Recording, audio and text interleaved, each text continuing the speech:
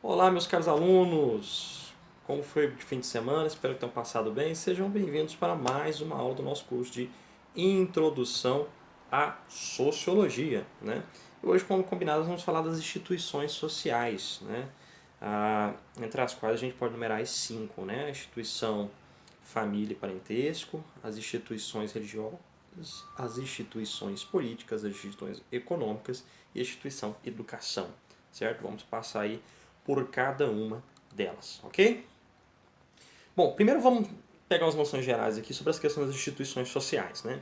Tem duas definições que a gente pode trabalhar aqui inicialmente para a gente entender o que é isso, certo? A primeira definição é do Ogburn e do Ninkoff, né? Eles vão dizer o seguinte: as instituições são um dos diversos tipos de organização social, como todas as organizações constituem sistemas sociais. Outro tipo de organização social são as associações. Bom, não é muito clara essa definição dele, né? Então a Lakatos ela continua e traz a definição do Fichte, do Fichter. O Fichter ele vai dizer o seguinte: uma estrutura, instituição social é uma estrutura relativamente permanente de padrões, papéis e relações que os indivíduos realizam segundo determinadas formas sancionadas e unificadas, com o objetivo de satisfazer necessidades sociais básicas. Então essa é com certeza uma definição mais abrangente, né? Ali ele tinha feito só uma diferença e tal, mas essa é mais abrangente porque ela vai dizer exatamente isso, é uma construção, né, própria da sociedade para que os indivíduos, ela vai estruturar todo um fator de papel, de status, de posição, né, exatamente para que o indivíduo consiga alcançar o seu fim em cooperação com os outros indivíduos. Né? Mas a gente poderia acrescentar, né, que a instituição social ela se constitui o fundamento da sociedade. De uma forma que é muito difícil, dependendo da instituição que a gente vai ver, é impossível você pensar, começando com a primeira, cada família inclusive, é impossível você pensar a sociedade sem pensar essas realidades, ok? Então, sem dúvida, a gente tem que estar pensando as instituições sociais como base, pirâmide, a coluna de apoio da sociedade, ok? Como se a sociedade estivesse apoiada nessas instituições, pois de fato está, certo? Bom, quando a gente fala das instituições, a gente tem que levar em consideração que todas elas devem ter função e estrutura. Toda instituição social tem um porquê de ser.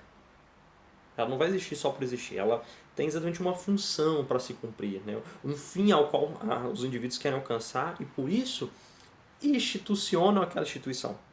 Né? E, sem dúvidas, ela tem uma estrutura hierárquica com papéis, posições e colocações, né? Todo um conjunto de regras e valores, inclusive. Então, isso aí a gente também tem que levar em consideração. Bom, quais são as características das instituições de uma forma geral? Né? A gente poderia dizer que elas têm uma finalidade comum, a gente pode dizer que elas têm um conteúdo relativamente permanente, né? Só com grandes alterações sociais é que se muda alguma coisa nessas instituições, mas em geral elas mantêm uma uniformidade aí ao longo da história. Ah, elas são estruturadas em uma estrutura unificada. Né? Então, há, como eu falei, uma organizaçãozinha de papéis, hierarquias e tal, e posições, e por fim ela tem um código de conduta, um sistema de valoração. Né? Então, essas instituições ditam como se deve agir, certo? Então, elas nos controlam mesmo nesse sentido. Bom, e vamos falar então da primeira instituição, que é a família e, juntinho aí, o parentesco. Né? Vamos tentar entender isso aí. Bom, o que é a família? A família é o João Paulo II vai dizer na Familiares Consórcios que é a célula de toda a sociedade. E essa ideia vai para a doutrina social da igreja, de tal forma que a família é a base da sociedade. A sociedade ela surge com a família. A família é a primeira sociedade, né? É o primeiro momento em que o homem cria a sociedade. Né? Então o homem ele se une a uma mulher e tem filhos. Ali você já tem uma sociedade criada. Né? De uma forma muito celular ainda, né? Não virou uma sociedade mais dinâmica e tal, mas ali já há todos os elementos que a gente pode observar em sociedade. Então a família é a base da sociedade. E é por isso que há esse cuidado tão grande da igreja, né, em resguardar a família, os valores da família, a questão da família, porque ela entende que resguardar a família é resguardar a sociedade. E a gente consegue ver no sentido contrário o movimento progressista tentar ir contra a família, porque ir contra a família é desestabilizar a sociedade e facilitar o movimento revolucionário. Então é interessante esse conflito em torno da família. Bom, Em 2016, se eu não me engano, aconteceu uma coisa muito interessante. O dicionário Howai, se você tiver acesso a uma edição antiga, né, ele vai definir família da seguinte forma: indivíduos, estrutura, né, criada, composta de marido, mulher e filhos que moram juntos. É assim que ela define a família. Acontece que o Fantástico fez uma matéria, né, e aí ele foi até a central da Reais e pressionou os autores do dicionário para que mudasse essa definição para pessoas que se amam. Uma coisa mais genérica para caber tudo aí, né? Homossexuais, ideologia de gênero, famílias separadas, famílias que moram cada um numa casa, a pessoa que tem um shih tzu e ela considera que está com um shih tzu aí, né? A gente teve agora recentemente o casamento monogâmico, não, sologâmico, que a pessoa casou consigo mesma. No Japão tem uns malucos que casam com dolls, né? Essas bonecas de brinquedo erótico e tal. Então, essa maluquice toda eu queria que fosse abrangida dentro do conceito, né? Então, de fato, modificar no dicionário para modificar o conceito. É assim que se faz uma revolução, né? Trocando o sentido das palavras, já que as pessoas não estão muito preocupadas com o significado real das coisas. Então, na verdade, é até fácil fazer isso. Mas a família, ela é uma composição de indivíduos composta de, né, marido, mulher, né, unidos ali, tendo seus filhos e morando juntos. Isso é uma família, ok? Bom, agora vamos para algumas definições, especificações enquanto a família. Ela é um fundamento básico e universal das sociedades. É interessante porque ela é inicialmente biológica. Então você pode pensar, né, o homem se unindo à mulher é uma questão biológica, não tem nada a ver com a questão sociológica. Mas isso passa a ser sociológico a partir do momento que estrutura ali as relações do homem, né? Então é um fator biológico que se tornou um fator sociológico. E toda a sociedade, né, ela tem regras sobre as relações sexuais e as relações de procriação. Toda a sociedade tem regras quanto às questões sexuais, como vai se dar a relação sexual, e toda a sociedade tem regras quanto à questão de procriação. Mas na sociedade moderna, progressista, que tem liberdade sexual e tal. Então, é um fator novo que foi tentado colocar e ainda nem funcionou. A revolução está em processo, ela não aconteceu ainda, né? Então, toda a sociedade tem regras quanto à questão sexual e a procriação. Ok? Então, vamos lá. De modo geral, a família ela é estabelecida pelo matrimônio. É o matrimônio que vai fazer a família. Então, em primeiro lugar, a gente tem o matrimônio.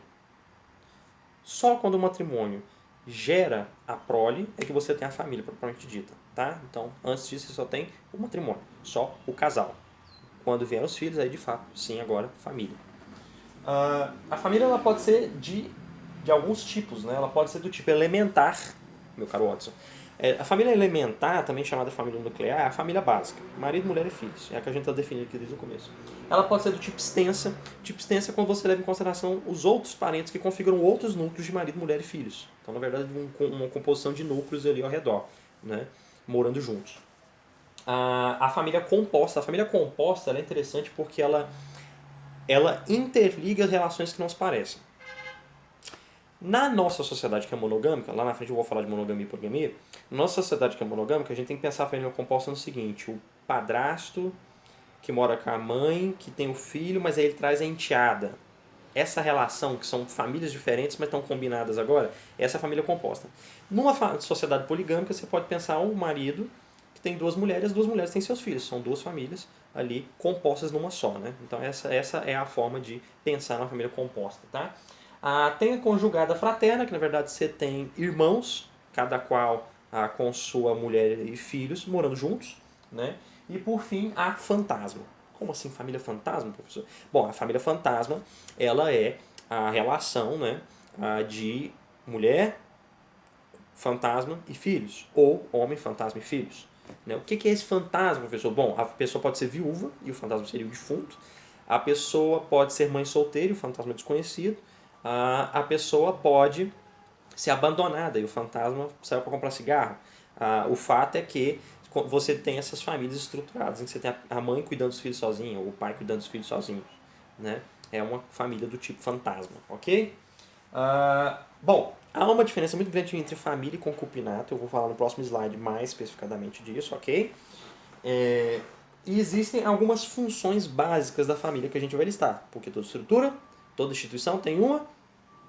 A gente já falou da estrutura, que é marido, mulher e filhos, né?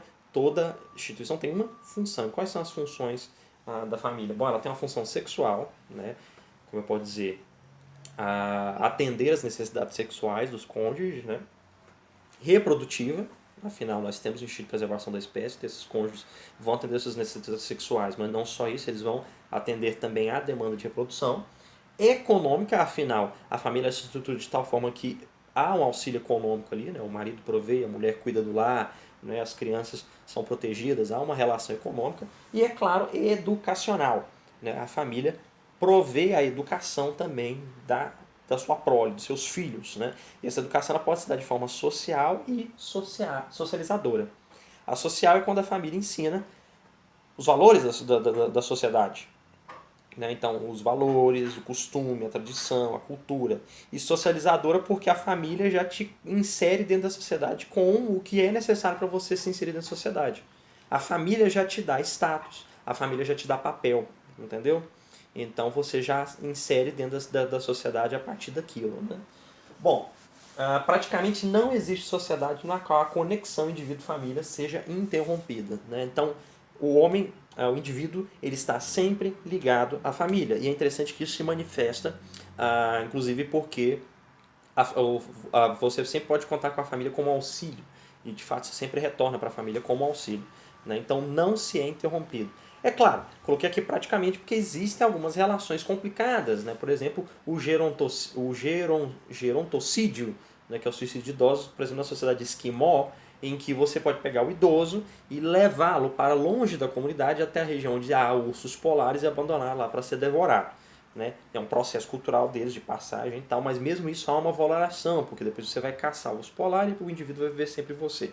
Então, não se rompe o vínculo familiar. Né? E isso é interessante porque, se a gente pensar numa espécie de sociologia jurídica, né? Isso se manifesta até na lei, por exemplo. Por exemplo, acobertar um criminoso é tornar-se cúmplice, e isso é punível com pena de mesma sanção.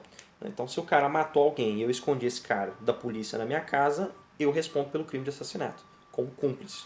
Né? Entretanto, um cara matou alguém e escondeu na casa da mãe e a mãe o escondeu da polícia, a mãe é criminosa, porque ela cometeu uma ação criminosa. Mas o crime dela é imputável. Né? Não se coloca a sanção sobre ela. Então, é crime, mas sem pena. Então, ela não precisa cumprir com a pena. Por quê? Porque a lei entende que a mãe não dá conta de romper com esse vínculo. Né? Então, isso acontece. Tá? É interessante ver como a lei pensa isso. Né? Inclusive, é nesse sentido de imputável que está o caso dos casos de aborto no Brasil. Né? Seja o aborto por microcefalia ou o aborto por caso de estupro. Não é que são abortos permitidos, são abortos sem pena.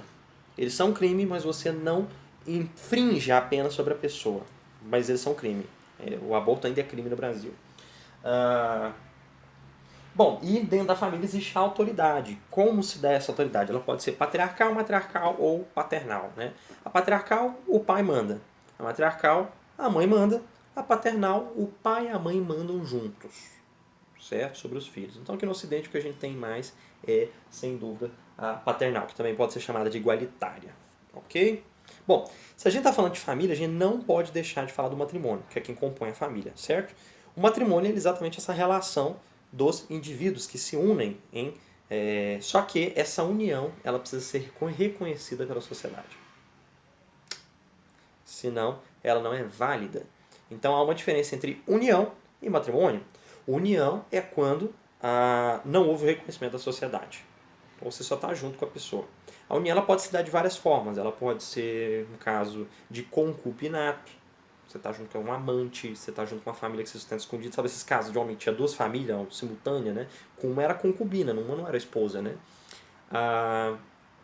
Tem o caso do pessoal amaziado, né? Que só junta as escovas de dente. Isso aí não é matrimônio, né? Isso é uma união, né?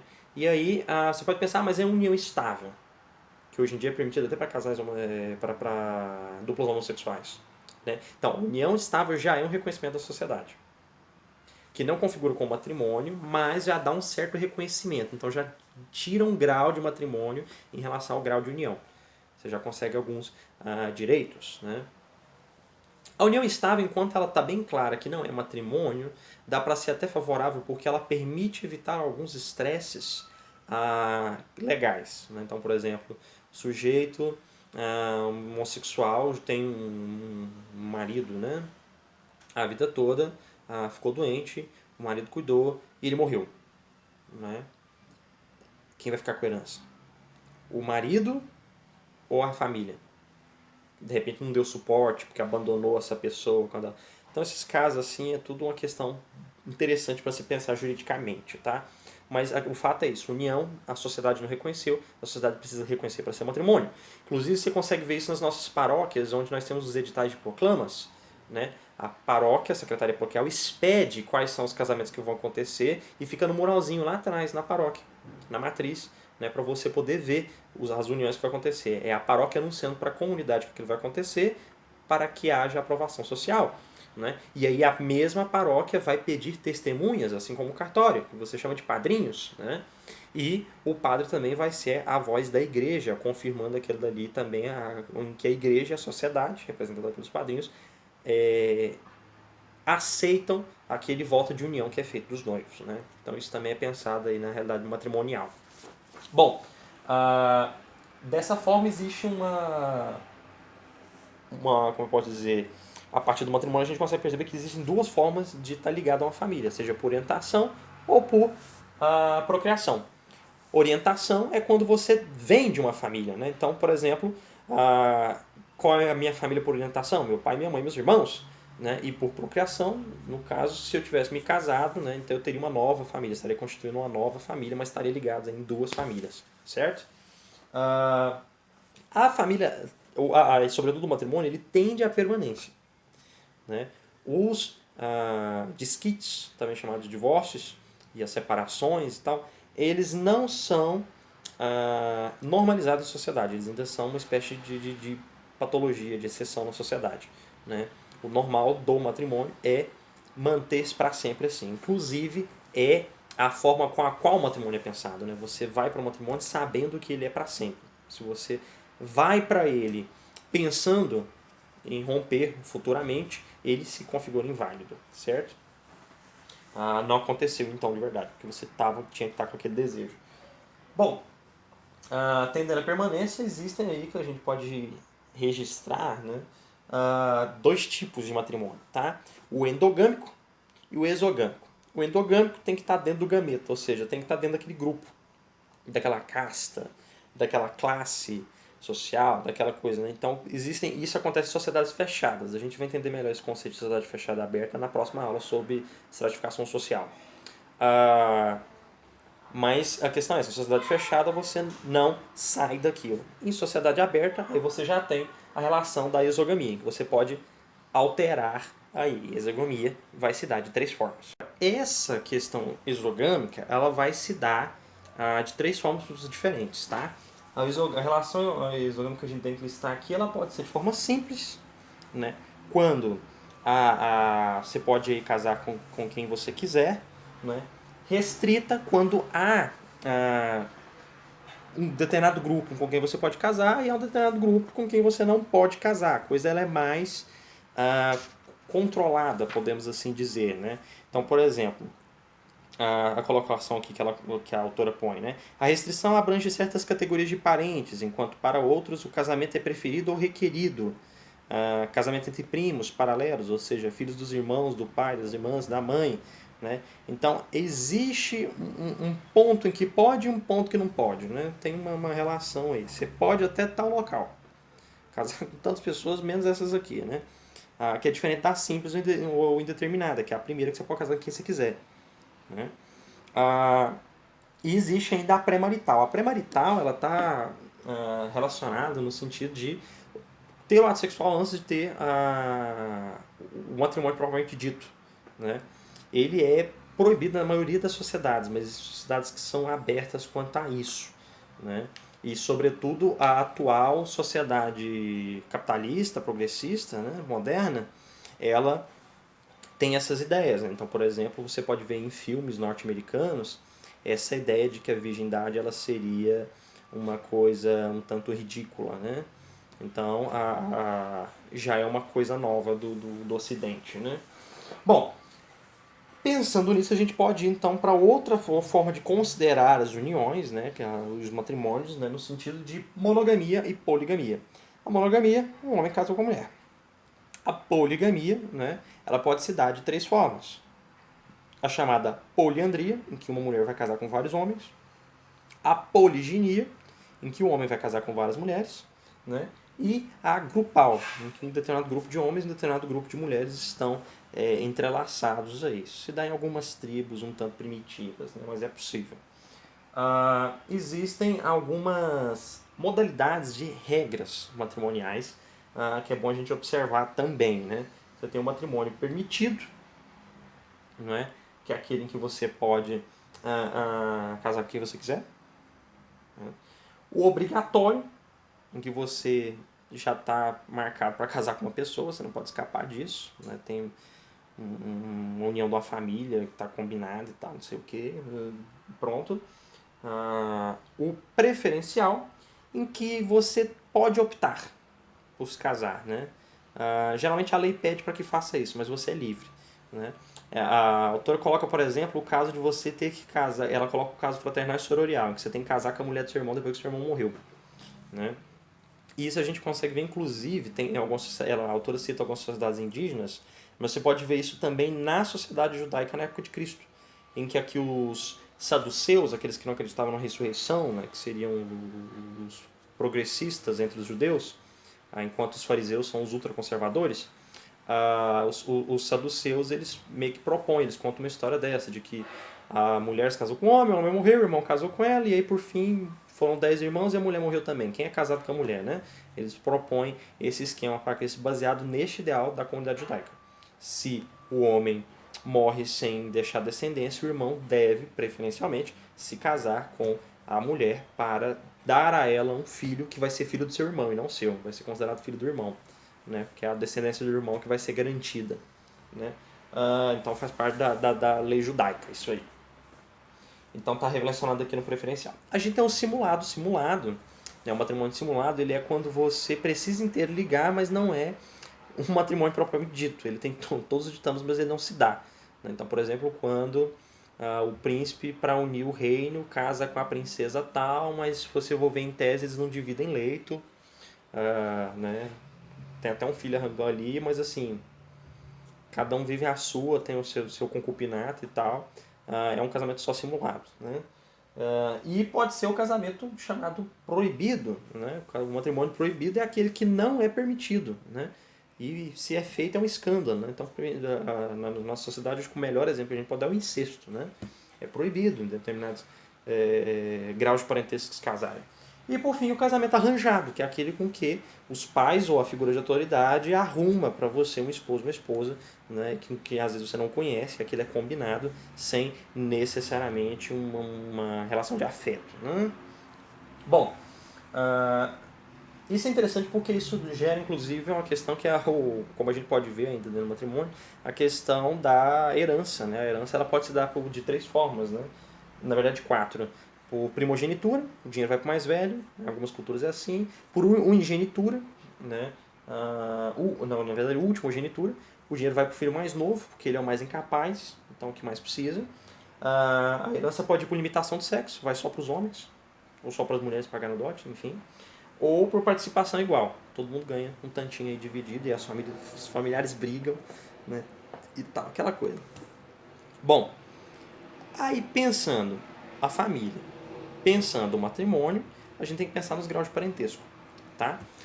Parentesco, ele é uma ligação que parece um puxadinho da família, mas ele deve ser levado em consideração. Existem três tipos de parentesco, tá? O primeiro é o de afinidade, o segundo é de consanguinidade e o terceiro é o fictício. Tá? Então vamos pensar isso aqui juntos, né? O que é o de afinidade? O de afinidade, ele é uma ligação afetiva, tá? Então, por exemplo, é o caso do noivo A se casou com a noiva B, né? E a avó da noiva B o considera seu neto agora também, né? E agora a família da noiva o considera da família também, né? Essa ligação é afetiva, é um grau de parentesco afetivo, né? E é um grau de parentesco. A gente tem também um grau de parentesco consanguíneo, que é quando você tem o mesmo sangue. Então, seu tio, seu primo, sua avó, seu avô, seu primo de segundo grau, isso é um parentesco consanguíneo, certo? É uma ligação aí parental. Né? E a terceira é o fictício. Para contar o terceiro fictício, eu trouxe aqui o Loki dos Vingadores, né? Um personagem aqui na Marvel ficou muito famoso por ser o irmão adotivo do Thor. Então ele serve para a gente contar um pouquinho aí o que é o parentesco fictício. A adoção é um parentesco fictício, né? Você passa a considerar daquela forma como se fosse seu, mas não é. Mas você considera como se fosse seu, então passa a ser. Então a adoção é uma forma de parentesco fictício. Só que o Loki ele tem um problema. A Marvel Comics, quando vai contar a historinha do super-herói aí do Thor, coloca o Loki como irmão do Thor. Na mitologia, o Loki não é irmão do Thor. Vou chocar vocês aí. O Loki ele é irmão do Odin, né, do pai do Thor. Né? Mas como ele é irmão? A mitologia fala que ele é irmão de sangue. Né? Não é como ser irmão de sangue. Então é a questão consanguínea? Não, porque o Odin é um Aesir. Né? Ele é de Asgard. E o Loki ele é um gigante. Né? Então ele é que consegue alterar a sua forma. Né? E ele se passa por um deus, mas ele é um gigante. Ele é de Jotunheim. Eles são de mundos diferentes. Como é que eles são irmãos de sangue? É por questão de sangue, de pacto de sangue. Você pega uma faca, faz um ritual, corta aqui, corta a mãozinha do outro, se unem em sangue, né, e fazem um pacto aí que agora vocês estão interligados pelo sangue. Este é outro tipo de parentesco fictício, que cabe em algumas tribos, e entre elas as tribos vikings, que consideravam até na sua mitologia uma divindade que teria feito. Né? Então era possível em sociedade fazer esses tipos de acordo. Né? O Odin ele tinha com esse pacto do Loki, Odin não se sentava para comer em nenhuma mesa em que Loki não fosse bem-vindo. Né? É um pacto fictício aí que gera uma relação parental. Além disso, a gente tem a descendência bilateral e a descendência unilateral. É uma forma de pensar também a relação de parentesco. Existem famílias em que você só considera um lado da descendência. Então, sei lá, o lado da mãe não conta, só o lado do pai. Ou, em famílias matriarcais, só o lado da mãe que conta, o lado do pai não conta. Então, isso também tem que ser levado em consideração, mas a maioria do Ocidente que a gente está acostumado com a relação bilateral. Você considera parente dos dois lados, né? Bom, mas existem outras formas de estar interligando aí essa descendência unilateral, quando você vai para um lado só, seja o do pai ou da mãe. Né? Quais são essas formas? Bom, são 4. A linhagem, o clã, as metades tribais e as fratrias. Né? A linhagem, ela se dá no fato de que você quer se conectar com alguma figura histórica importante. Ou alguma figura de poder ou de prestígio. Então você observa a sua árvore genealógica, sua genealogia, sua linhagem, de tal forma que você está alinhado com essa figura. Você consegue mostrar o seu parentesco com aquela figura. Então você observa a sua árvore genealógica de tal forma que te interligue com esta pessoa de prestígio aí. Seja um nobre, uma celebridade e por aí vai.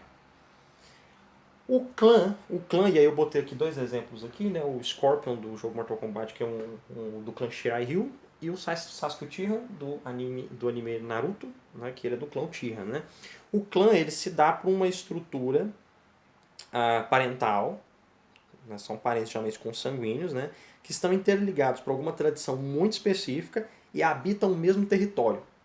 Né? Então você tem lá uma casa, os Jardins Ardentes de Shirai-Ryu, né? Então um jardim todo laranjadão onde tem as casas e os Shirai-Ryu moram juntos. Né? Ou você tem a casa do clã Uchiha, onde todos os Uchihas moram juntos. E aí você pode pensar aos mais variados clãs. Essa cultura do clã é muito forte no Japão, a qual os 2 personagens vêm, né? Hanzo Hassage e Sasuke Uchiha. Então é próprio do Japão essa cultura de clã, mas também a gente consegue observar em vários outros locais. Né? No norte europeu, entre algumas tribos e por aí vai. Se expressa essa questão de clãs, né? Que é uma espécie de linhagem muito específica ligada a um nome, não a uma pessoa, né? Que é diferente da linhagem. Existem as metades tribais. Metades tribais é quando você tem... são tribos que são compostas de 2 filetes de linhagem. Né? E aí as 2 metades compõem a tribo, né? Então você está interligado a uma dessas linhagens. Há algumas tribos indígenas que funcionam assim, tá? É bem raro, mas existe. E tem as fratrias. As fratrias elas são clãs, irmãos que habitam juntos ali, mas você consegue distinguir cada clã que está ali, né? Mas eles são clãs irmãos, mas eles estão só lado a lado, né? Então é possível fazer essa distinção aí, também é uma forma de descendência unilateral, ok? Então com isso a gente falou que tinha para falar dessa instituição que é a família, certo? Agora nós vamos para a próxima instituição social, que é a religião, chamadas instituições religiosas, né? Bom, primeiro vamos ver uma pequena colocação do Max Weber, que se dedicou muito a estudar essas questões da religião, para a gente entrar nesse assunto, ok? Então vamos lá. O Max Weber ele vai dizer o seguinte, que as instituições religiosas, elas compõem um sistema unificado de crenças e práticas relativas a coisas sagradas, isto é, a coisas colocadas à parte e proibidas. O Weber ele pensa a questão, que o sagrado é o proibido, né? Que o sagrado não é para qualquer um, né? Comungar é só para quem está preparado, só para quem pode. Crenças e práticas que unem numa comunidade moral única todos os que a adotam. Né? Então, a religião ela tem toda uma estrutura e dado com proibições e uma concepção da realidade, né? Que unifica dentro do sistema moral todo mundo que adota aquilo. Né? A gente pode pensar dessa forma mais abrangente. Perdão pelo bocejo.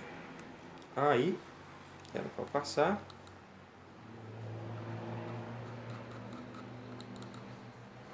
É isso, o mouse em algum momento ele fala, não vou mais funcionar, não quero. Bom, primeiro vamos pensar a origem da religião, né? Muitos sociólogos, muitos antropólogos se debruçaram a tentar explicar qual seria a origem da religião. E nós temos algumas teorias que a gente pode ver aqui, tá? O fato é, o homem é necessariamente um animal religioso.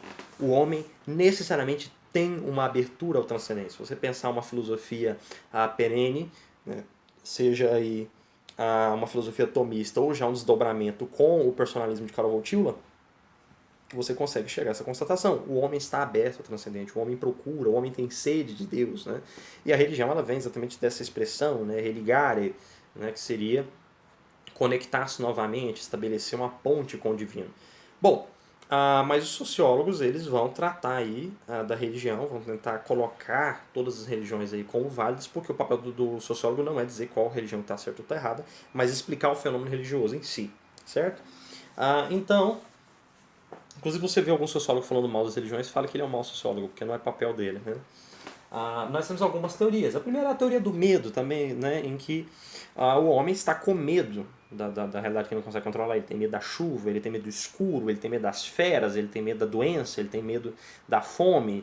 Então, ele começa a conceber uma realidade sobrenatural, uma vez que o descontrole da natureza o apavora. Então, ele começa a pensar uma realidade que está acima do natural e que pode protegê-lo de seus medos. Né? Então, essa seria a forma de pensar e como surgiu a religião, pensando então uma realidade sobrenatural, uma vez que a realidade natural assusta.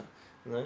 Segundo seria a teoria aminatista. A teoria aminatista ela pensa que há uma força, né, como pode dizer, mágica, né, da qual é possível extrair mágica, que está presente nas coisas, e você pode aprender a controlar e manipular essa realidade, essa força que está ali, a qual se chama mana, né, que foi pensada ali pela tribo dos índios polinésios, né, mas inclusive entrou para o vocabulário de RPG, né, os magos fazem magia com a mana, né, então essa realidade ali de vamos manipular esta força, né, com toda a referência a Star Wars que vocês quiserem, ela pode ser pensada exatamente como essa teoria de como teria surgido a religião. Por fim, a gente tem ainda a teoria animista. A teoria animista ela pensa que deveria haver almas, espíritos, uma realidade imaterial, né, que se manifesta sobretudo por meio de sonhos, né, pode ser pensada dessa forma. E aí isso estaria conectando o homem então com a realidade transcendente, já que ele não consegue explicar essa realidade. Há ainda uma teoria totemista. A teoria totemista ela percebe, aqui tem um totem para provar isso, né, que existe uma conexão com a natureza. A natureza possui forças, tanto os animais quanto as plantas, eles têm uma realidade sagrada e você consegue se conectar com essa realidade manipulando-a com o totem. Então a religião teria vindo daí. E daí que as religiões geralmente têm imagens, essa coisa assim. Então está interligado aí nessa teoria. Outra teoria é a teoria sociológica, que vai falar do conceito de magia, de que o homem notou que existe uma força, né, e decidiu manipular essa força por meio de um trato com o divino ali, manipulando por meio de práticas que controlam o seu destino, controlam os resultados das coisas, né? Então essa é chamada a magia, né? Que é essa ação sua que você acha que vai controlar, né? Então eu faço um feitiço para conseguir uma boa caçada, né? Então essa realidade estaria ali como o elemento primordial da religião. E há por fim a teoria, né, do elemento aleatório, que estaria interligado ali no homem, querendo o homem, de uma forma supersticiosa, tentando manipular a sua própria sorte. E essa coisa foi desenvolvendo e virando a religião. Então, teorias de como surgiu isso aí, né? Isso não choca com a nossa fé, obviamente, porque o homem inicialmente ele é irracional, né? Bom, o homem é racional. Fiz uma exposição errada aqui. O homem, ele está se organizando, na medida que se organizando, e ele é um ser religioso, essa coisa não se dá de uma vez, ele já não estabelece um culto de uma vez, né? A coisa é paulatina, ele vai aprendendo, né? E Deus não conversa com todos os homens, né? Deus manifesta a alguns homens escolhidos a dedo, né? Abraão, Noé, Enoque e por aí vai. Então o homem tem esse sentimento e isso explicaria inclusive as mais variadas religiões que temos aí, certo? Bom, seguindo o bonde, né, do nosso trato aí sobre a religião, a gente pode ver o seguinte. Há uma diferença importante entre sagrado e profano. Tá? E para se levar em considerar a religião, a gente tem que abordar essa diferença. Então, quem vai falar dessa diferença entre sagrado e profano é o Max Weber, que foi o que a gente pode pensar aí que foi o sociólogo que mais se dedicou a esse tema religioso, né, pelo menos ali dos grandes nomes, né?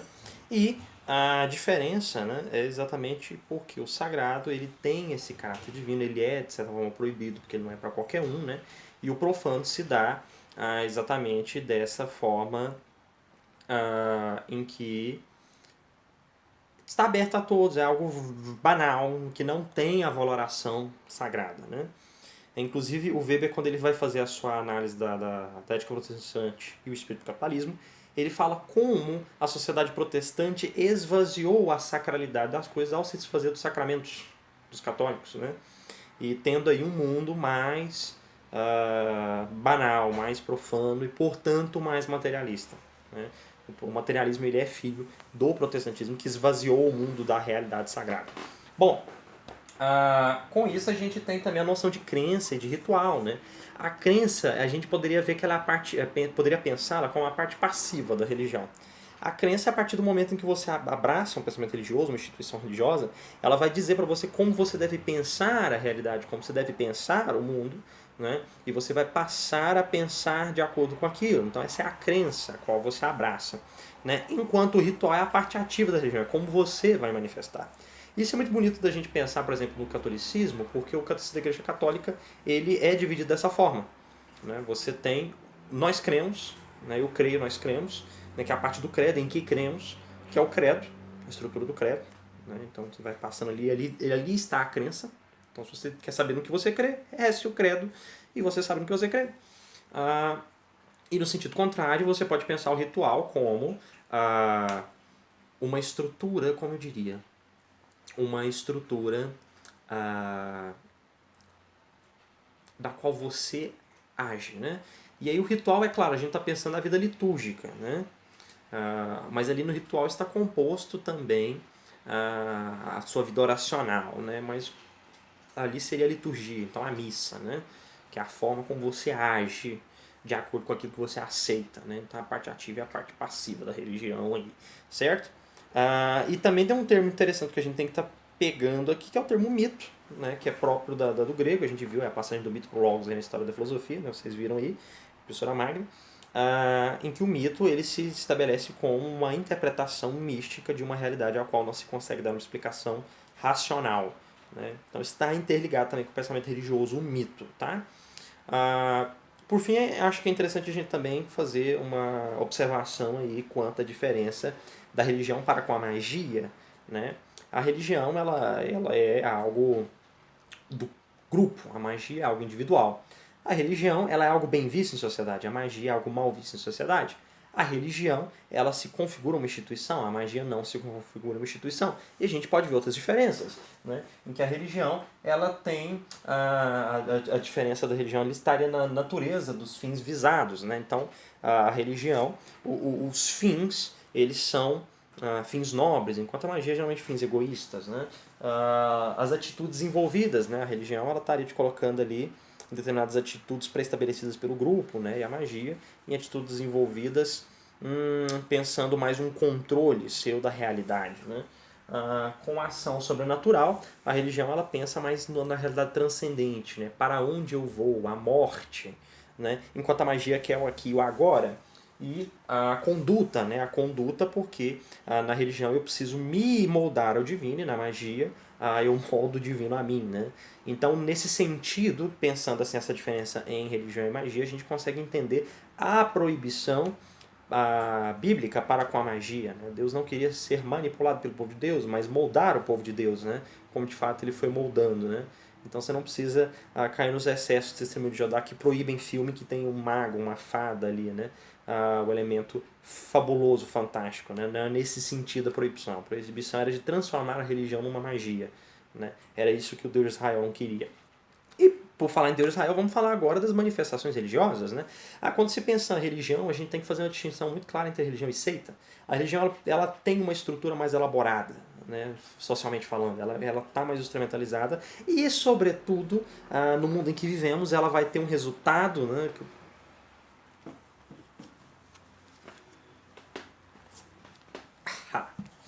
Ela vai ter um resultado muito palpável. Um livro. Né? As religiões hoje em dia elas se estabelecem com um livro. Né?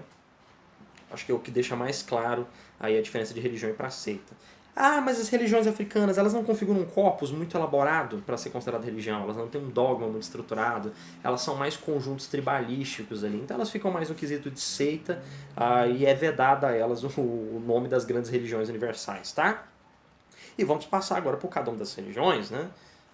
Primeiro, já que eu estou com a Bíblia aqui na mão, não vou seguir necessariamente a ordem que está ali, a Bíblia, né, a Bíblia Sagrada, que vai ser o livro fundamental do cristianismo, que tem toda uma estrutura elaborada aí, ao longo das eras, né, que acredita, né, basicamente, que Deus, Pai, né, conduziu o seu povo e para remi-lo de seus pecados enviou o seu Filho, né, e ele e seu Filho enviaram o Espírito Santo, né, para que conduza o povo de Deus, né? E esse povo de Deus deve seguir a lei do Senhor e também buscar a graça da salvação de Cristo para que venha a ser salvo por Cristo, né? E venha a ressuscitar não só em alma, mas também em carne no fim dos tempos, né? E aí, no retorno desse Messias, né? Nessa segunda vinda de Cristo, para que venha gozar eternamente do céu.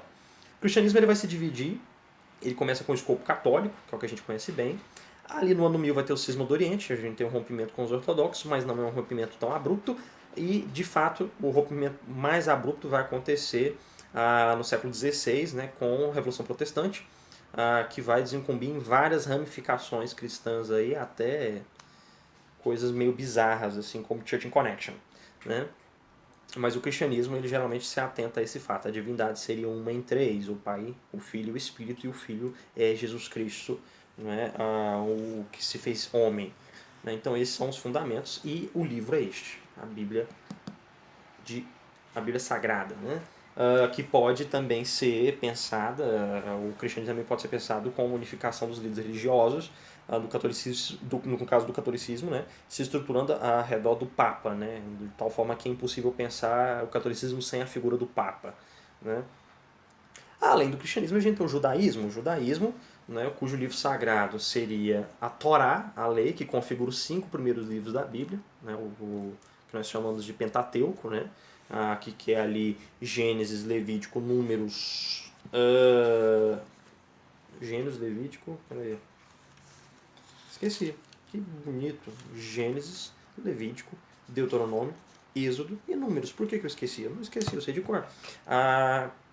E aí, esses livros iniciais ali estariam trazendo a lei e a vida da lei, né, e Moisés unificando a história do povo hebreu, cujo ramo mais nobre é Judá, né, e teria ali o povo judeu, que aguarda a vinda do Messias que vai salvá-los. Né? A diferença aí estaria de que Cristo veio e para eles não veio ainda, eles estão esperando o Cristo, o Messias, né, e ele ainda não apareceu.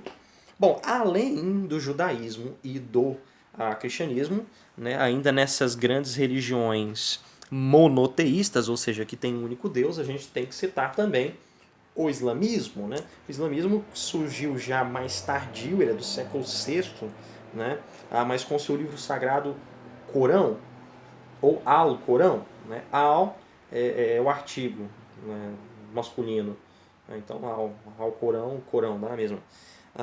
Em que Deus, o único Deus, Alá, teria se manifestado por meio do arcanjo Gabriel ao profeta Maomé, né, revelando ali a sua vontade, que é compilada por meio dos discursos do profeta neste livro do Alcorão, né, que tem ali as suas 160.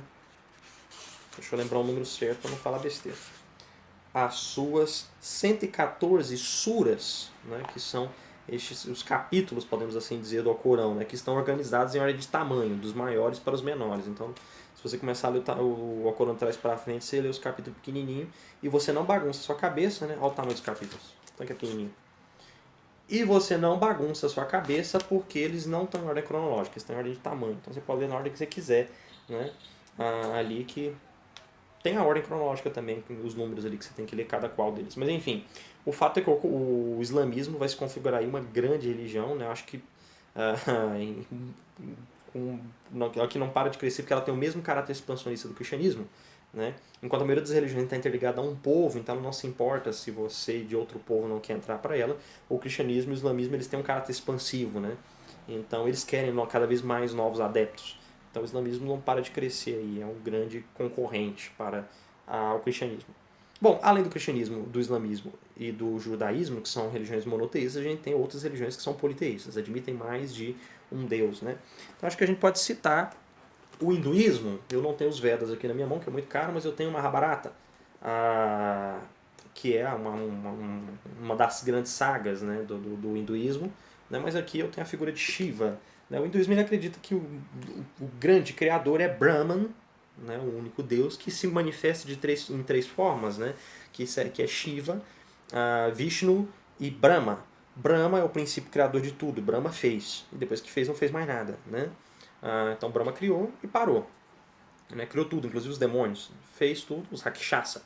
Fez tudo e parou. Né?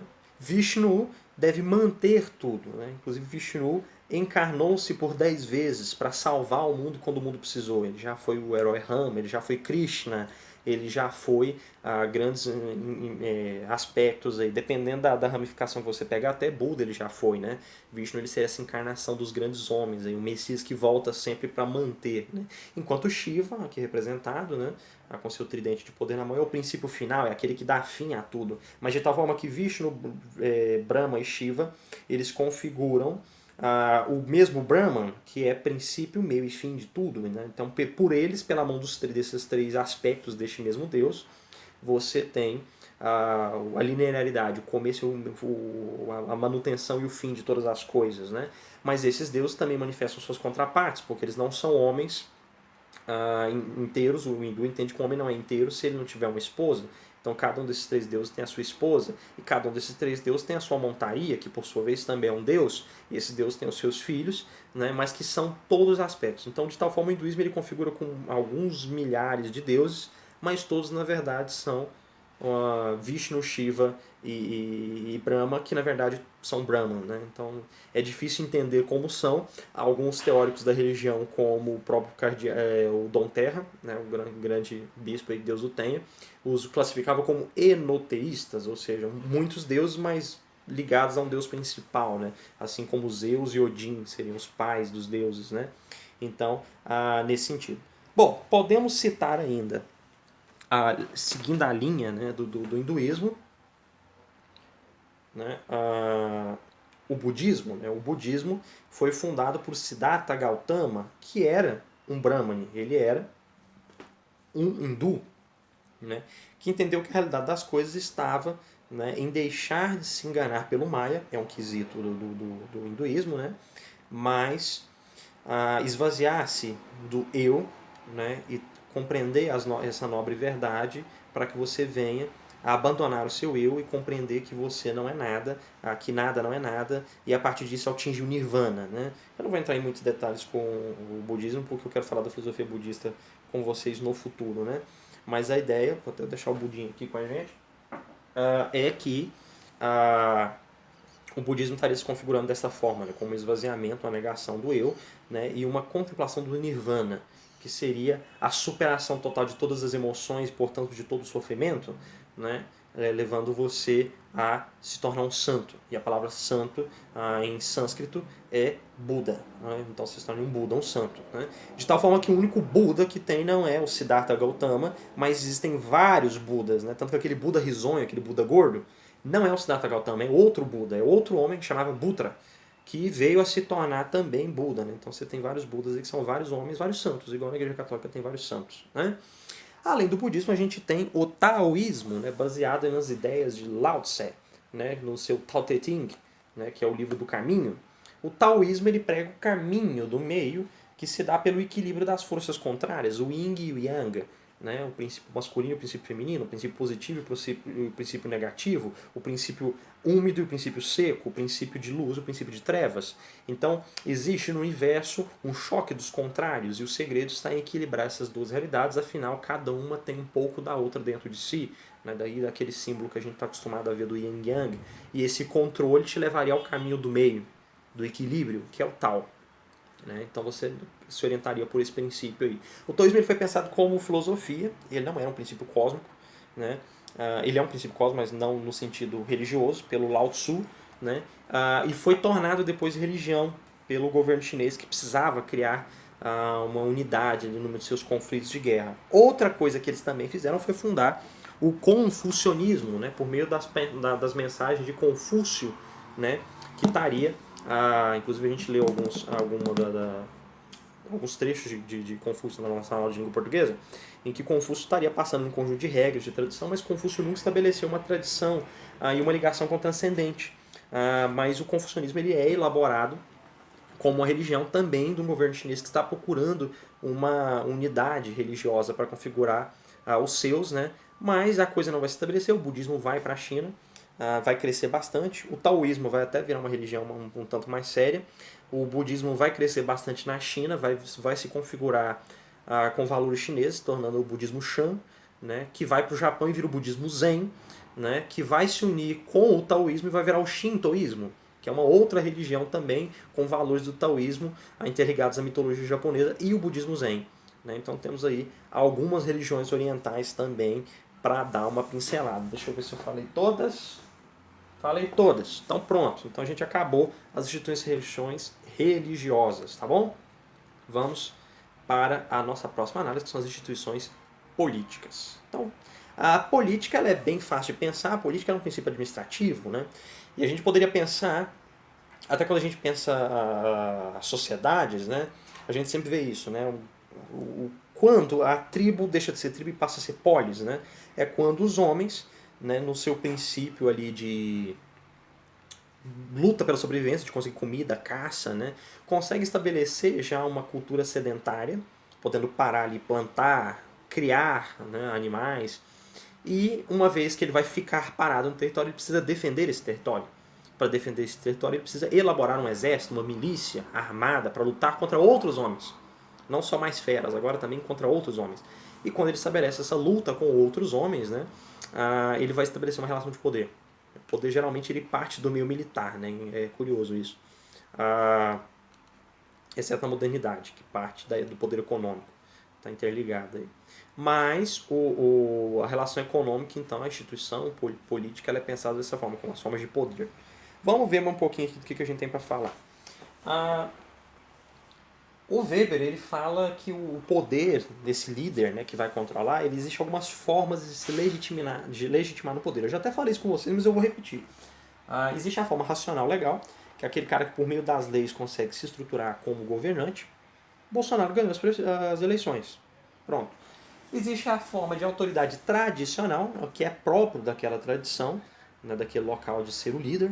Né? Então, quem tirar a espada desta pedra vai ser o nosso rei.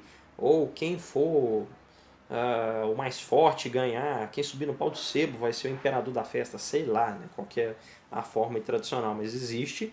E a forma carismática, que é quando o jeito da pessoa e não o meio externo social vai configurar a sua autoridade. Né? Sendo assim, essa pessoa vai se estipular aí como líder político comandando o Estado. Ou a nação, ou o povo. Afinal, qual é a diferença de povo, nação e Estado? Bom, a gente primeiro tem que pensar o povo como como eu posso dizer, organização, né, de pessoas que descendem de uma mesma linhagem e têm entre si um mesmo conjunto de valores. Né? Então, por exemplo, a gente pode falar do povo judeu. Né? Descendem de uma mesma linhagem, estão estruturados em uma determinada cultura e têm o mesmo conjunto de valores. Então seria um povo. Né? Então o povo é só o grupo das pessoas. Né? Quando esse povo domina um território, então nós temos uma nação. Tá? Um povo ou mais, né? Porque eles não se matam, mas eles estão controlando uma nação. Essa nação ela precisa ter um líder. E quando ela tem esse líder, ela vai ter que ter um conjunto de regras pré-estabelecidas para fazer esse controle. Né? Então, quando uma nação tem um líder, aí ela se torna um Estado. Certo? E o Estado, então, um Estado sempre é composto de povo, território e liderança. Tá? Então pensem bem ao definir aí as questões do conflito aí do Oriente Médio, do que é Estado e do que não é. E quais seriam as funções do Estado? Né? As funções do Estado são a garantir a soberania, né? Ou seja, garantir que ninguém vai mandar nele, ou ele vai se impor. A função do Estado é manter a ordem, então garantir que dentro do território dele as pessoas também não se descontrolem, mas controlá-las. E por fim, promover o bem-estar social. O Estado está ali para isso, né? Para garantir que os homens vivam bem. É interessante que a autora coloca, a Lacatz ela põe um ponto interessante, que é para promover o bem comum, o Estado desenvolve funções que vão aumentando à medida que a sociedade se torna mais complexas, né? Então o Estado ele vai pegando funções que também não são dele, né? Assistenciar, proteger, guiar, orientar, né? E isso vai tornando o Estado forte. Então dependendo da ideia que se pensa aí, isso aqui pode ser um problema. Essa tendência moderna do Estado a abraçar coisas que não lhe competem por uma preocupação com o bem-estar social. Né? Isso pode fazer com que se torne um Estado autoritário. Né? Mas fica uma reflexão para ir para debate. Ok? Ai, eu desisto desse mouse. Vamos lá. Bom, ainda sobre o Estado, vamos observar algumas coisas. Tá? A primeira coisa é quais são as origens do Estado. Então, de início, o ser humano começou a se organizar de forma tribal. Já contei isso já. E se organizando de forma tribal, ele começou a se afixar naquele território, passando, né, de um coletivista para um cultivador, né? E isso pediu que ele tivesse um poderio militar. Entre os militares é estabelecido um líder, né? E hoje em dia a gente já está numa era industrial, em que o líder é aquele que tem mais poderio econômico, né? Então o Estado ele se forma dessa forma, não mais militar, mas industrial. Quais são as formas de governos que a gente tem? Eu vou citar das autoras aqui e vou passar um modelo aristotélico que eu acho mais legal, mas vamos lá. A Lacatz ela vai colocar que existe a monarquia, quando você tem uma figura de um monarca, de um soberano único, um chamado rei, né, ali no controle. A oligarquia, né, quando você tem uma família controlando. A gerontocracia, quando você tem um grupo dos anciãos, os mais velhos, controlando. A república, que pode se dar de forma representativa por meio de um presidente ou por meio de um primeiro-ministro, aí configurando um parlamento. Né? A teocracia, que é quando são os sacerdotes e a lei de Deus que governam. Tem muitos países nos Emirados Árabes que são assim. E a ditadura, que é uma forma em que o governo controla tudo ali de forma que você não tem liberdade nenhuma, né? Bom, essas são colocações da autora para tentar englobar ali. Aristóteles ele vai pensar da seguinte forma. Sobre o governo, uma pessoa pode governar, várias pessoas podem governar, todo mundo pode governar. Uma pessoa pode governar bem, uma pessoa pode governar mal. Muitas pessoas podem governar bem, muitas pessoas podem governar mal. Todo mundo pode governar bem, todo mundo pode governar mal. Ele pensa dessa forma, né? Sempre jogando aí num padrão lógico, né? Se uma pessoa só governa e governa bem, nós temos uma monarquia. Se uma pessoa só governa e governa mal, nós temos uma tirania. Ele não é um rei, ele é um tirano. Se muitas pessoas governam e governam bem, nós temos uma aristocracia, o governo dos melhores. Ok, isso vai definir quem são aquele grupo ali, né? Um grupo de pessoas melhores.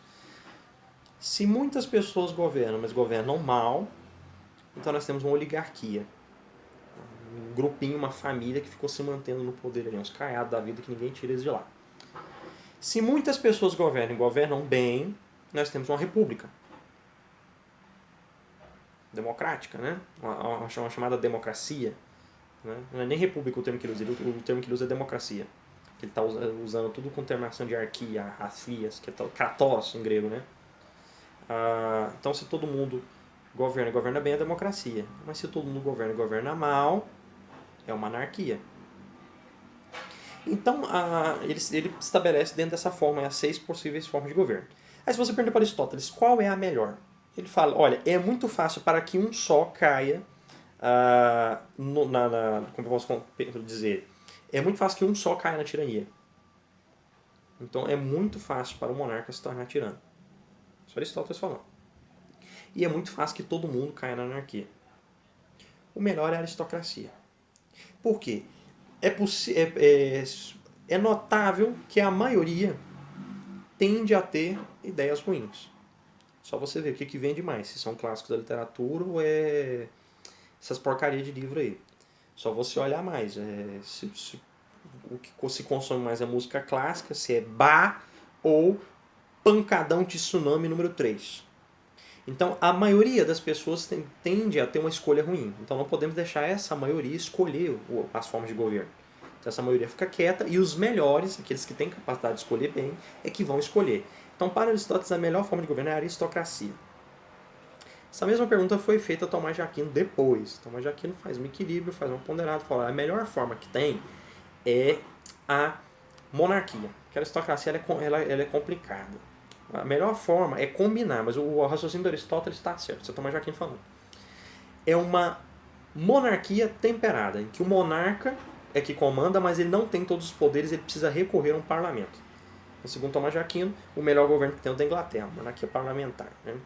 Então são formas de se considerar aí a política dentro do campo de vista filosófico. Mas a socióloga só está listando o que ela viu. Né? Não é papel do sociólogo modificar, pensar em ideias, mas apenas explicar a sociedade. Né? Então vamos lá. Quais são os tipos de Estado que tem? Você tem Estados simples ou unitários, né? Então Estados aí, únicos, sei lá, França. A França é um Estado simples, pronto, é a França, sem problema, né? Você tem Estados de união pessoal, que é quando o governo está estruturado numa pessoa, né? Ou seja, tem um governante comum. Né? O Império Austro-Húngaro era isso. Tinha um imperador só na Áustria e um só na Hungria. Aí era esse Império Austro-Húngaro. Na hora que ele morreu, o negócio desfez. Né?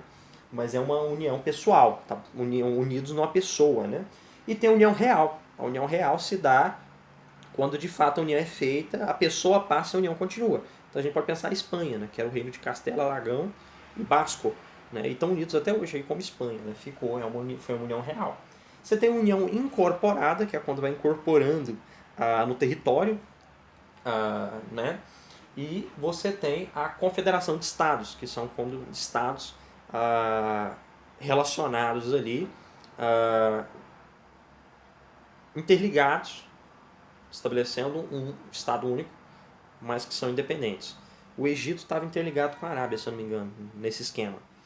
E por fim, o Estado Federal, a Federação, que são estados que estão unificados, cada um tem a sua liberdade, mas eles abrem mão um pouco dessa liberdade para se interligar contra uma nação única. Os Estados Unidos da América, por exemplo. Né? Ou a República Federativa do Brasil. Né?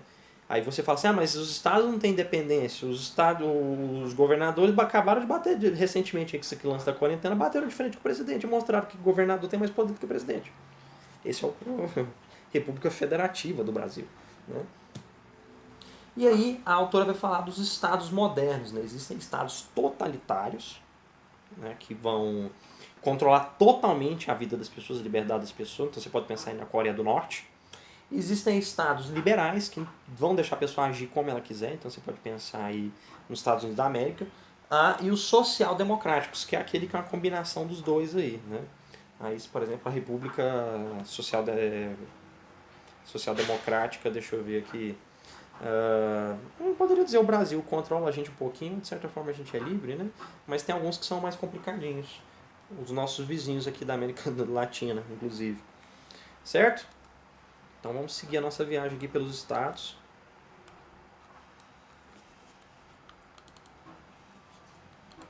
Ó, funcionou. Funcionou demais.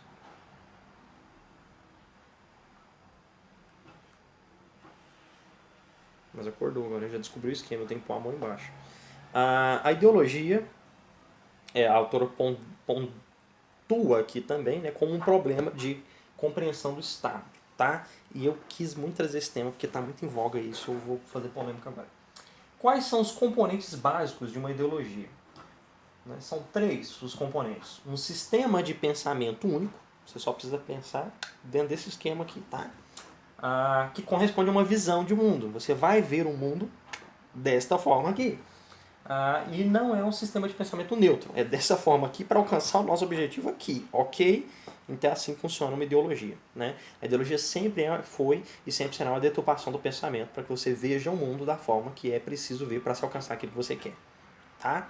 Então você sempre vai ler a realidade de um jeito torto, distorce, pouco verdadeiro, mas é porque você precisa alcançar um fim, você está disposto a qualquer meio. Isso é ideologia. Quais são os modelos sociopolíticos que a autora lista aqui? Eu quero comentar sobre todos os 5. O absolutismo, o liberalismo, o fascismo, o nazismo e o social-comunismo. Né? Bom, o absolutismo ele não se dá mais hoje em dia, mas ele estava baseado na ideia do Nicolau Maquiavel, né, que pensava na questão do príncipe ser forte e tal, mas sobretudo na ideia de Thomas Hobbes, né, que dizia que o homem era mau por natureza, o homem é o lobo do próprio homem, e era preciso um estado muito mais forte do que esse lobo, ou seja, um monstro muito mais terrível do que o lobo para forçar o homem à coleirinha, né, botar o homem na coleirinha e controlá-lo. Então aí veio todas aquelas grandes ideologias absolutistas ali, que inclusive combinaram na Revolução Francesa, né, mas era do pensamento de Thomas Hobbes.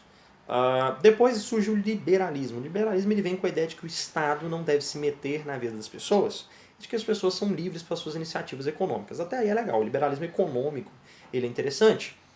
O problema é que o liberalismo econômico ele nunca vem sozinho, ele sempre vem acompanhado do liberalismo moral. E é muito triste no cenário brasileiro quando eu vejo pessoas, para se livrar do mal do socialismo e do comunismo, se aliam ao liberalismo econômico achando que é uma boa. Mas na verdade o liberalismo ele é tão terrível quanto, porque ele é tão materialista quanto, ele é tão ideológico quanto. O liberalismo ele vem com essa ideia de que você pode fazer o que você quiser, ele vem com a ideia de liberação sexual, e é por isso que você consegue ver grandes milionários financiando causas progressistas, como, por exemplo, o George Soros financiando clínicas de aborto. Né? Então, o liberalismo ele também é uma questão ideológica nesse sentido, de que eu sou livre e é a concorrência e por aí vai, e ele chega a ser desumano. João Paulo II, né, que derrubou, foi um dos responsáveis pela queda do Muro de Berlim, né, um grande opositor do comunismo, também falou muito mal do materialismo capitalista do movimento liberal, né, que é uma ideologia tão terrível quanto. Ok? Então, o próximo seria, seguindo a nossa linha aí, né, o fascismo e o nazismo. Se fala muito hoje em dia desses dois regimes, né? É muito interessante porque começou uma onda agora de falar ai fascista. Parece que estão querendo reinterpretar a palavra. Bom, mas como filósofos que somos, vamos entender o que significa essa palavra. Né? O conceito hegeliano da realidade, ele diz que a realidade ela funciona em um chamado movimento dialético. Em tese, antítese e síntese. E a sociedade está evoluindo dessa forma. E a evolução máxima dessa realidade, que é o espírito absoluto que está conduzindo esse movimento, né, é o Estado. O Estado é o ponto final da evolução. Né, e é por isso é preciso honrar essa história evolutiva do Estado, que construiu o Estado até aqui, e assegurar o poderio do Estado. Um Estado forte, uma nação forte. Esse pensamento hegeliano ele criou, inclusive, a literatura romântica, né, que pede para a gente voltar no período de glória da nação. Então, se você ver, por exemplo, o romantismo em Portugal, vai fazer você escrever Eurico Presbítero, né, o guerreiro que protege o seu povo ali, ataca os mouros, né? No Brasil, isso vai fazer o José de Alencar escrever, por exemplo, o Guarani, Iracema, né, os índios, né, dessa nação tão natural, tão bela e tal. Esse ideal de voltar para a glória do passado, e o hino nacional é cheio disso, esse nacionalismo todo que está estruturado, vem exatamente nessa ideia de fazer um Estado forte e honrar a evolução do Estado até aqui e garantir que o Estado tenha todo o controle e toda a força. Este é o ideal hegeliano, ok? O ideal hegeliano ele tem uma divergência. Você tinha pessoas que defendiam esse ideal hegeliano e pessoas que dentro desse ideal hegeliano criticavam esse ideal hegeliano, mas ainda estava lá dentro. É o que nós vamos chamar de direita e esquerda hegeliana. A direita hegeliana falava, ó, o Estado é o fim, é top, e nós vamos ficar aqui na nossa grande nação. E a esquerda hegeliana falava, olha, o Estado é só mais uma etapa do processo, ainda falta evoluir mais um pouquinho. O Estado não é o fim. Né? Aí, vai configurar a chamada esquerda hegeliana, da qual sai o marxismo. E é muito interessante que a gente vê o pessoal afiliado à ideia marxista acusando a direita, né, agora no sentido político aqui do Brasil, de ser fascista. Afinal, para eles é muito fácil pensar dessa forma, porque eles estão pensando dentro do esqueminha hegeliano. Dentro do esqueminha, ou você é esquerda hegeliana ou você é direita hegeliana. Ou você quer que o Estado passe, ou você quer o Estado forte. Né? E querer um Estado forte, pensando nas glórias aí nacionais, é flertar com o nazismo e com o fascismo. E aí vem a crítica do pessoal em colocar essas questões. O fato é que nem todo mundo é hegeliano, meu amigo de direita. Né? Nem todo mundo está pensando a realidade dessa forma bipartida. Né? Existem outros movimentos além dessas 5 ideologias aqui, tá? Existem pensamentos filosóficos aí com outras ideias, né? E o conservadorismo ele não está de mão dada nem com o liberalismo e muito menos com o fascismo. O fascismo ele vinha com a ideia do Estado forte, né? Então o Benedito Mussolini, esse senhorzinho de mão levantada aqui, ele queria um Estado forte, né? Tinha até uma máxima dele que dizia que é tudo pelo Estado e nada sem o Estado, era algo mais ou menos assim. Como é que ela colocou? Deixa eu ver, a autora copiou essa frase. A frase é famosona, mas eu não lembro direito agora como é que é. Opa.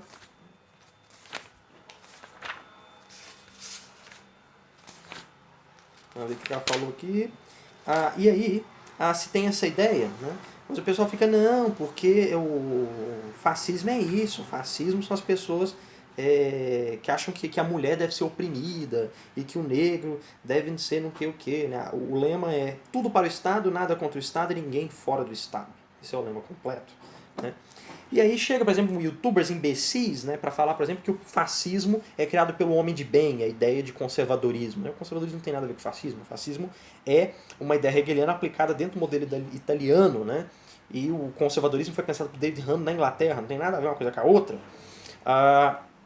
É uma pobreza filosófica que só um historiador teria condições de fazer algo tão idiota. Bom, o fascismo então, ele pensa dessa forma, um Estado forte. E o conservador não quer o Estado. O conservador não vê o Estado como a solução. Né? Porque o fascismo está dentro da direita hegeliana e o conservador está fora deste esquema, né? De direita e esquerda hegeliana. E da mesma forma é o nazismo, que diferente do fascismo, ele quer uma raça forte. Um povo forte. Né? E aí o que eu quero é esse ideal eugenista do Adolf Hitler, né? De que ele é a raça ariana. Então são próximos nesse sentido, o nazismo e o fascismo, né? Daí que se uniram na Guerra Mundial. Mas por outro lado você não vê o conservadorismo britânico se unir a eles. Pelo contrário, o Winston Churchill fez resistência. Então chamar o Winston Churchill de fascista é um equívoco histórico e filosófico e só mostra demência. Só demonstra uma ignorância da parte de quem fala, né? E aí nós temos o socialismo e o comunismo. O socialismo, na verdade, ele é uma etapa do comunismo, né? Que nunca veio. Então a ideia deles é que nós vamos acabar com o Estado, mas para acabar com o Estado a gente vai assumir o controle do Estado por meio daqueles que são a mão de obra. Né? Então os oprimidos vão assumir o controle do Estado e vão ensinar todo mundo a se livrar dos preconceitos burgueses até que enfim venha o comunismo e tudo seja de todos, né? Então, argumentar também que você, como eu posso dizer, que você é contra o Estado forte, dentro de uma ideologia libertarista, não te coloca e não te invalida dentro do comunismo. Porque o comunismo também quer se livrar do Estado. Só que a diferença é o comunismo que aconteceu, então sempre fica no socialismo, que é o Estado tão forte quanto desses dois aqui. Afinal, Stalin deu uma surra nos dois, né? Na verdade, só no Hitler que tentou, mas enfim, ele ficou e os dois caíram. Então essas seriam as ideologias aí, para a gente estar citando, tá? O socialismo e o comunismo, nessa ideia de que nós vamos trazer a próxima etapa da evolução, né? O proletariado toma conta, vira socialismo, e depois a gente educa todo mundo e vira comunismo, e tudo é maravilhoso, tudo vai ser de todos, não vai ter mais Estado, e todo mundo vai ser feliz, e tudo vai ser comum, né? E o nazismo, nessa ideia de raça superior, fazer uma raça nova, né? E o fascismo nessa ideia de um Estado novo, um Estado forte, ok? Bom, agora vamos falar das instituições econômicas, né? As instituições econômicas não tem muito o que falar aqui. O homem ele começa a se organizar por causa do trabalho, né? Na medida que ele vai se organizando que trabalho, ele vai criando ali escalas de trabalho, né? Funções diferentes de trabalho, né? Então um planta, o outro caça, o outro cuida da casa, o outro vai ser militar. Então o trabalho começa a ser dividido, né? E sendo dividido também vai se criando ali um controle da propriedade. A coisa não vai ficar mais comum agora na sociedade tribal, mas na medida que eu trabalho, eu sou dono da propriedade. Na medida que eu trabalho, eu sou dono da propriedade. E o que é a propriedade? É algo que é escasso e é algo que é valioso, algo ao qual se imputa valor e que tem escassez. Né? Porque senão, né? Tipo, eu sou dono do diamante, todo mundo tem diamante, não tem graça, né? E essa mercadoria, essa propriedade, ela vai pedir troca. E aí começam-se as trocas de mercadoria, né? Então eu tenho batatas e eu troco com você que tem cebolas, né? E se vai se fazendo essa troca até que se cria um valor abstrato, totalmente abstrato, né? Para se equilibrar as coisas, porque afinal, hoje eu estou sem cebolas, como eu vou trocar batatas com você? Né? Então, se eu parto do ponto de que 3 batatas valem um determinado substrato, e com esse substrato eu consigo trocar em 5 cebolas, né? Eu não preciso mais, eu tenho um intermediário agora, eu não preciso ir com as batatas ou com as cebolas, eu posso só levar esse substrato, que passa a ser a moeda. Né? Então surge aí a moeda para revolucionar o sistema de troca. Né? Então a gente botou até uns mercados chinesinhos aqui trabalhando, e isso aí vai trazer o que nós chamamos de sociedade de mercado. Né? Então o mercado vai se estabelecendo já desde a antiguidade, né? E aí na medida que vai vindo o lucro, a coisa vai se tornando uma proporção gigantesca e vai virar o que nós chamamos de capitalismo, que é uma estrutura socioeconômica, né? A qual aquele que é dono do capital produz riqueza. Né? E aquele que não tem riqueza submete sua força de trabalho a fim de vendê-la, né? E com isso ser assalariado. E o socialismo ele vem com essa ideia de que não, ninguém é dono de nada, tudo pertence ao Estado e você se entrega ao Estado, né? O sonho de um concurso público, né? Quem não tem, né? Então esses seriam os dois sistemas econômicos que nós temos, o capitalismo e o socialismo, certo? E aí as empresas se organizaram dessa forma. O que é uma empresa? Né? A empresa é uma sociedade jurídica, né, de pessoas que estão interligadas na produção de riqueza e no controle de uma determinada propriedade, né, que pode ser estabelecida das mais diferentes formas aí. Né, e temos também as organizações pessoais, né, você pode pensar numa ONG, numa org e por aí vai, que se configura exatamente nessas relações. Né, mas a gente não precisa se deter demais nisso. O fato é que isso são estruturas burocráticas, e o Weber fala bastante de burocracia. A burocracia mantém muita coisa na nossa sociedade, porque a burocracia ela vai garantir ali as relações de poder e o controle das leis para que as relações de poder sejam executadas corretamente. Né? Então, a burocracia é um aparato para uma sociedade desenvolvida e é fundamental. Né? Então, não reclame da burocracia, porque não dá para pensar uma sociedade sem burocracia, não uma sociedade do porte da nossa. E por fim, a instituição educação. Né? O que é a instituição educação? Né? Bom, a educação ela é a transmissão da cultura. Nós carregamos um determinado peso histórico aí de cultura, de valoração, de significado, e a gente precisa passar para a próxima geração para que isso se mantenha. Né? E esse passar se dá por meio da educação. Aí tem alguns que vão falar de educação formal e informal, para se diferenciar da escola, porque às vezes se cria a ideia de que para passar isso tudo apenas os pais não dão conta, então os pais vão cuidar da educação informal e o Estado vai, ou a igreja, Se você pensar aí, por exemplo, em sociedades judaicas, né, que os mestres rabinos educam as crianças, a, essa outra instituição ela vai educar as crianças e vai dar a educação formal, né? Mas aí pode vir a pergunta, qual é a diferença de educação, essa educação informal dos pais para o processo de socialização, né? Aí vai se dizer que o processo de socialização ele é para a vida toda, né? O que alguns sociólogos vão dizer, né? O processo de socialização é para a vida toda, o homem está sempre socializando, ele tá no eterno processo de socialização e aprendendo a viver em sociedade. Enquanto a educação, ela é algo ali da fase inicial e geralmente é uma pessoa madura que ensina uma imatura e pronto. A socialização são trocas correspondentes, é uma coisa muito mais doida, ok? E aí a gente pode ver um pouquinho agora da história da educação, né, para concluir essa parte da educação. Né, vamos ver um pouco aqui rápido da humanidade, como foi configurado.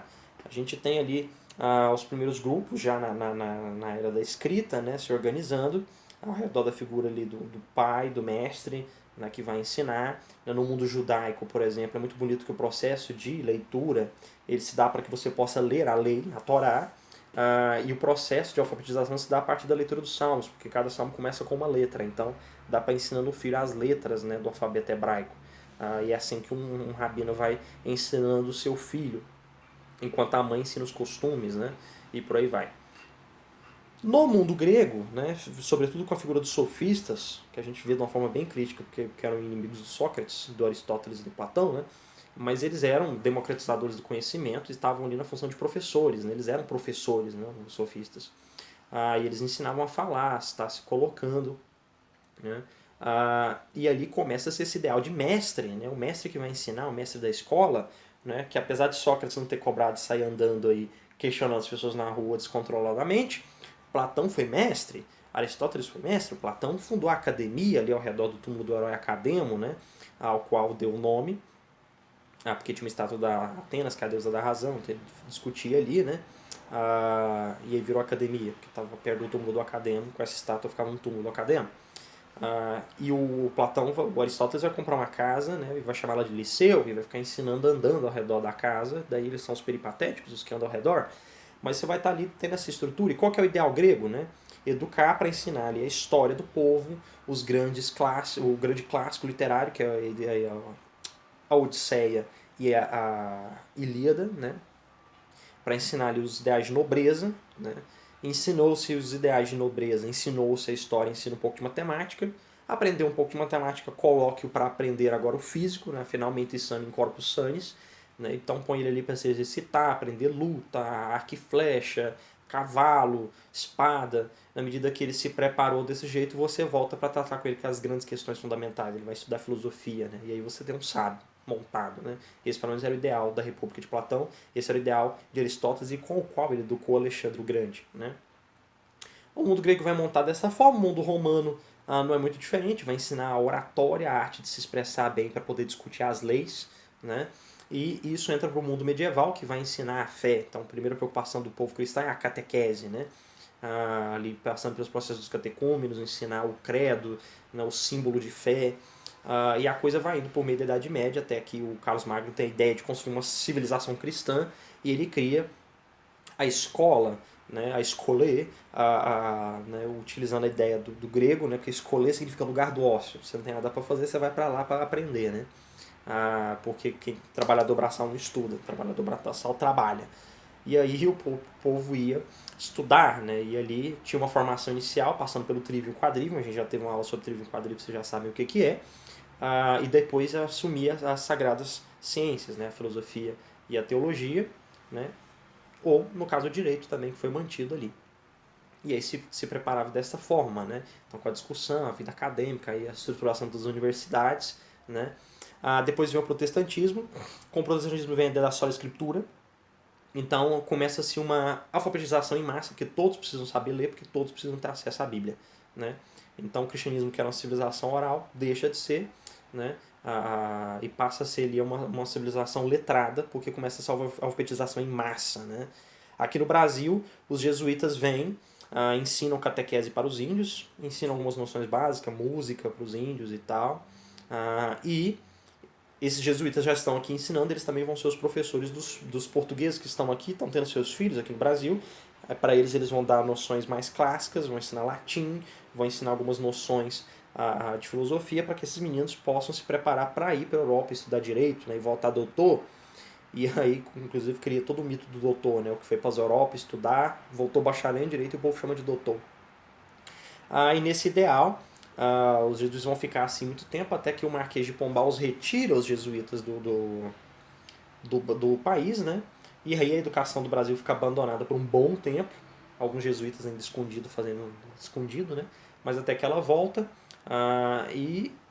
vai ser uma educação muito precária, até vir o Paulo Freire com a sua ideia de nova educação, nova pedagogia, né? Uma ideia pensada ali numa relação de opressor e oprimido dentro da própria estrutura marxista de pensamento, né? E aí virou essa beleza que a gente tem hoje. Então a gente pode pensar toda a estrutura da educação nessa forma, mas o fato é, na educação nós passamos a nossa cultura, aquilo que nos unifica enquanto povo, para nessas crianças bonitinhas aqui, né, a gente passa exatamente isso, a gente ensina a pensar, a gente ensina nossos valores, a gente ensina a nossa construção, para que eles não precisem criar a roda. Né? Então a gente já dá tudo que a gente fez aqui e eles continuam caminhando com a humanidade para nós.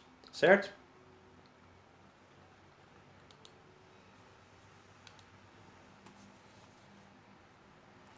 E para a próxima aula, nós vamos falar do controle social e da estratificação social, né, que configuram aí os capítulos 10 e 11 do nosso livro da professora Eva Maria Lacassos. Então vocês leiam para amanhã esses capítulos. Tá? É bem tranquilo.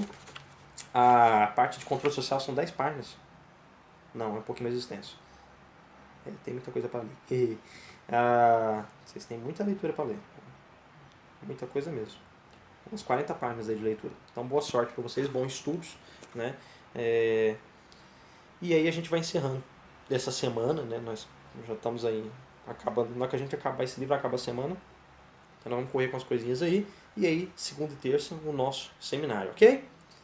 Obrigado por nos acompanhar até aqui. Um grande abraço e tchau, tchau.